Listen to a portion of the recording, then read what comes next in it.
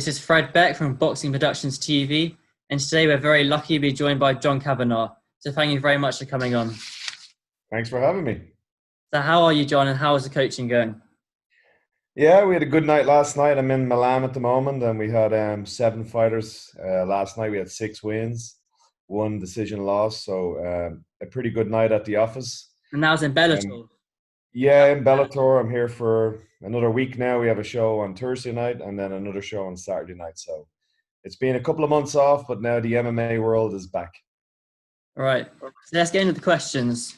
And what I find interesting about your coaching style is the fact that whatever the situation is in the fight, you always seem to remain calm. Why is that? Because I find that works. So I tried everything I do, I try and do it because of evidence rather than my opinion. So if I thought freaking out and getting emotional and screaming worked, well, if I tried that and I got good results, well, then that's what I do. But I get the best results when I remain calm and just try to help the fighter work through a difficult situation. They seem to respond well to it. We've got some pretty good results. So as long as that's working, I'll keep doing it. All right, because I see a lot of boxing coaches, even when the fighter sits down on the stool, they're always still shouting at them, like, come on, come on, come on, again and again. And you're always staying calm, whatever the situation is. So now I want to talk a bit about you and your story. So I believe you got into mixed martial arts to protect yourself and learn how to fight. But after you accomplished that, what was your goal then? Yeah, so my story was I basically got badly beat up, and And I I remember, weren't you trying to help someone when that was happening? yeah, I instead of doing something sensible like ringing the police or calling for help, I stupidly jumped in on a gang of guys beating up somebody, and then they turned and beat me up instead. But at least the guy got away, so that was I achieved my goal. But unfortunately, I got a bit of a beating. So after this, I start doing some investigating. I was trying to find the best way to defend myself, and I stumbled across UFC one, and then I started training grappling and Thai boxing and wrestling. And many years later, when I got to a good level, I've never been in a fight since. And you could say, well, it was kind of a waste of time. Then you learned all this martial arts skills, and then you never had to defend yourself. But what I was really trying to do was get my confidence back. My confidence had been badly hurt, and I was able to find my confidence through martial arts. Other people find it through different mediums, but martial arts certainly worked for me. And you're now a 3-degree black belt in Brazilian Jiu-Jitsu and a 2nd-degree black belt in karate. How did you get to accomplish that? Those are very Many high. hours on the mat. Many hours on the mat. So, like anything worth having, whether it's good skill in playing the guitar or learning another language or becoming an expert at media like you are becoming, you've just got to put in the hours. There's no way around it. There's more efficient ways of doing things, and we want to be as efficient as possible, but you can't escape. You've got to get that 10,000 hours in. You've got to have a critical feedback loop so somebody's correcting you as you go along, and just stay at it. That's the simple secret. All right, so let's now start talking a bit about the UFC. And so you just started coaching Johnny Walker, who was coming off back-to-back losses. So how did you learn to turn that around? Yeah, I mean it's tough when you've had a couple of losses and your confidence gets a bit dented. So there's a few different approaches. What we did was we wanted to build his confidence back up. So you put him in situations where he's getting a lot of success. You might start him in certain positions in the gym that you know he's already good at. You get his confidence even higher because he's getting a lot of good results in those specific sparring scenarios. And then you gradually put back in the more stressful situations that maybe your fighter is a little bit weak on. So once you've built the confidence, then you can start working on the holes in the game. I've only kind of really started with Johnny. He did I think we trained for about 12 weeks together for that fight. We gelled together very well. We hit it off. We had a good win. And now he's going to be training with me full time. And I'm really excited what we can do over a longer period of time.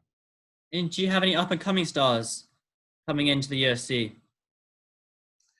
I Jack Gallagher in Bellator. James. James, James Gallagher. James Gallagher. So he has a big fight next Saturday, another main event. It's been, I guess, I don't think he's fought for about a year now. And this fight that he's had, it's the fourth time they tried to do it. For I think James got injured once, this guy got injured once, Corona hit.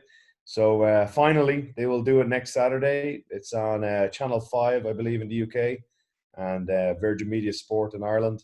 And that's going to be a big one. That's going to be a big test. It's a tough opponent, tall guy, very good at all ranges. James is looking really sharp these days. So let's see what happens. All right, so now let's move on to what I think a lot of people are asking about. Is right now there's a lot of rumors about Conor McGregor boxing Manny Pacquiao. Do you know anything about that yourself?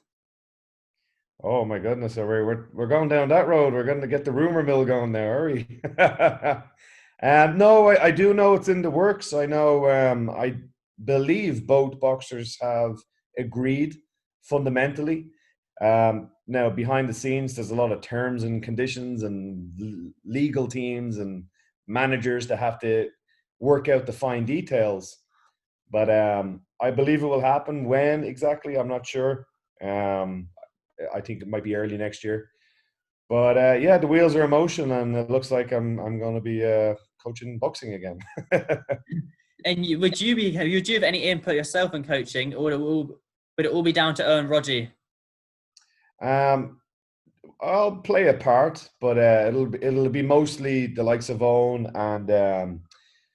and Phil Sutcliffe, the brilliant Phil Sutcliffe. It's Conor's longtime boxing coach from Crumlin Boxing. So I believe the bulk of the work will be done with those guys, but I always have a hand in there. Yeah, I think that fight it seems quite crazy because the fact that none of the light gate would be lost because there wouldn't be many fans there. There'd be a huge amount of money lost. But apart from the money, what's in it for Conor? Is it just to box a legend like Manny Pacquiao? Yeah, well, on the money side of things, to be honest, when you're doing fights with Conor, the gate is actually quite a small part of how much is going to be made. If you think about it, it's mostly pay-per-views. That's where the real money comes in. What's the gain from it? An amazing life experience. That's Conor's. I mean, if you look at Conor's achievements, he's won 4 world titles in mixed martial arts. He boxed 10 rounds with, some would say, arguably the best, greatest boxer of all time. And when he's an old man looking back, why not have another crazy experience traveling to the Middle East, fighting Manny Pacquiao, that The 8 division world champion. yeah, 20, I think in the 2000s, he was the boxer of the decade. A very interesting person outside of the ring, does a lot of great work in his home country in the Philippines. Why not? I don't understand why people say, well, what is this for? This is for an amazing life experience. It's kind of crazy because they're kind of like polar opposites.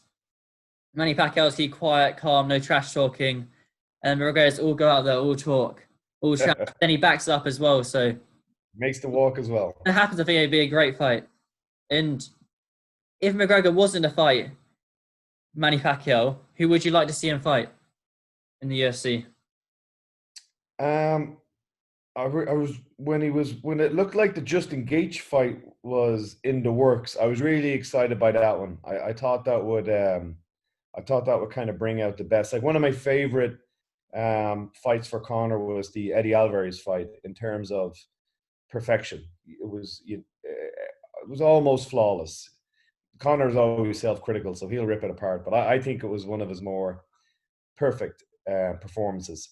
And I think Gaethje would have given, because of his fighting style, there might have been an opening there for a similar performance. So if we could line that up somehow, that'd be one I'd be very interested in. And I can't help but ask you, but did you watch the UFC last night? I watched some of the fights this morning, yeah. So you saw Israel Adesanya and Pablo Costa. I sure did, and I pretty much called it. I tweeted a few days ago saying I thought it'd be done in under 3 rounds. I just thought Israel's range, a lot of, like when people fight Conor, they have a plan going in, and then they get really off put by the range and the power. They think they can do this and do that, and they're going to close distance, and then they get stung a few times.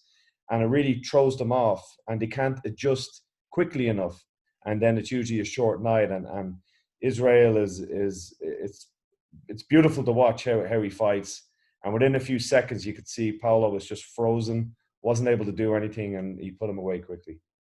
And so one last question: if you made a comeback, who would who would you want to be against? Who would you want to fight? Oh my goodness. God, I don't know. I don't even really have that brain anymore. It's been a long time since I competed in martial arts, and there's almost like a switch goes off when you really commit to coaching. You don't really think that way anymore. But maybe me and you could do a couple of rounds. All right, thank you very much for your time, John Kavanagh. Where can people find you on social media? They can find me on Instagram, but please don't send me any messages. All right, thank you very much for your time. You're very welcome, and that was an excellent interview.